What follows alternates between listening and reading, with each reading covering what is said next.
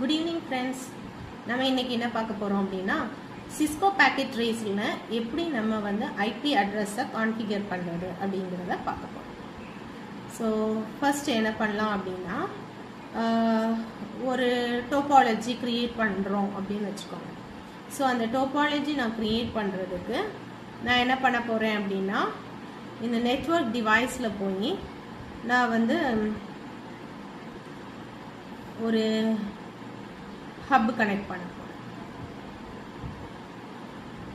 So PT hub அப்படினு அப்ப for example நான் இங்க போயிருக்கேன் நெட்வொர்க் டிவைஸ்ல போய் இதுல வந்து hubs அப்படினு இருக்குது. இதுல PT hub அப்படிங்கறதை எடுத்து நான் இதுல பிளேஸ் பண்ணிடுறேன் வொர்க் ஷீட்.